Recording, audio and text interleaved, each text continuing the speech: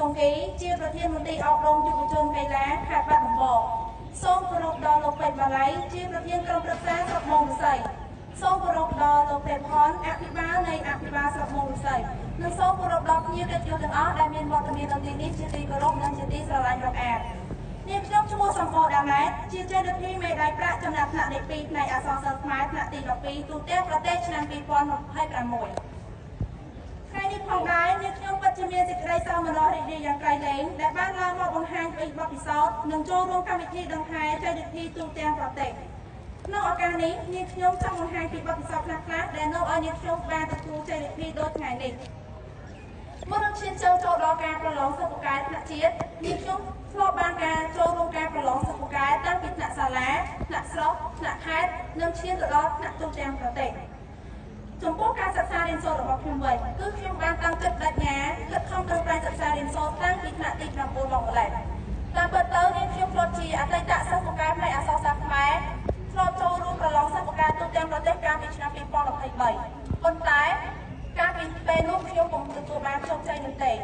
ភាពបរាជ័យរបស់ខ្ញុំនេះវាគឺជាកត្តាមួយក្នុងការជំរុញទឹកចិត្តខ្ញុំឲ្យកាន់តែមាន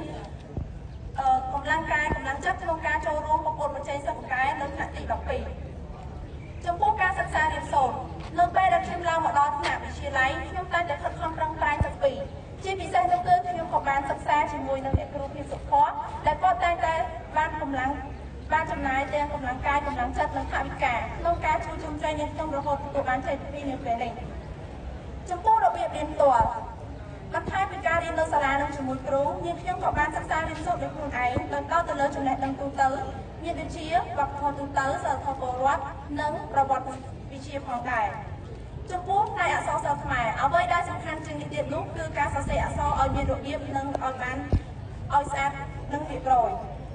ជាងនេះទៅទៀតអ្វីដែលពិសេសនោះគឺផ្នែកអក្សរសិល្ប៍ការសិក្សាអក្សរសិល្ប៍វាគឺជាចំណុចសំខាន់បំផុតក្នុងការសរសេរសំណេរតែសេចក្តីការសិក្សាអក្សរសិល្ប៍នេះផងដែរវាមិនមែនត្រឹមជាការទន្ទេញឲ្យចាំផ្លត់នោះទេពោលគឺយើងត្រូវរៀនឲ្យដឹងនិងចេះវិភាគទៅនឹងសង្គមព្រោះអីអក្សរសិល្ប៍គឺជាកញ្ចក់ឆ្លុះបញ្ចាំងពីតថភាពសង្គមអង្គវិធីទាំងមូលជាទីគោរពពេលវេលាមានកំណត់នាងខ្ញុំសូមថ្លែងអំណរគុណដល់លោកនាយកលោកគ្រូអ្នកគ្រូទាំងអស់និងរាជរដ្ឋាភិបាលតែងតែបានខិតខំប្រឹងប្រែងចូលរួមលើកបង្កើនយុវជនអប់រំយុវជនឲ្យក្លាយទៅជាមនុស្សដែលមានចំណេះដឹងនិងក្លាយទៅជាពលរដ្ឋពេញលេញនៅក្នុងសង្គមជាតិនាងខ្ញុំសូមបញ្ញាចិត្តថានឹងបន្តនៅមនសិការឆន្ទៈបន្តសិក្សារៀនសូត្រឲ្យកាន់តែពូកែដើម្បីដណ្ដើមនិទេសល្អនាពេលប្រឡងសញ្ញាបត្រឲ្យខ្ញុំសិក្សាទុតិយភូមិនាពេលខាងមុខនេះហើយខ្ញុំក៏សូមប្រាប់ដល់បងប្អូនចំណងក្រោយទៀតថាបើសិនជាមានបំណងចង់ប្រឡងសិស្សពូកែបងប្អូនត្រូវខិតខំប្រឹងប្រែងសិក្សារៀនសូត្រឲ្យបានពីដើមមិនមែនថាចិត្តដល់ថ្ងៃប្រឡងហើយទៅខិតខំទេហើយខ្ញុំក៏សូមគោរព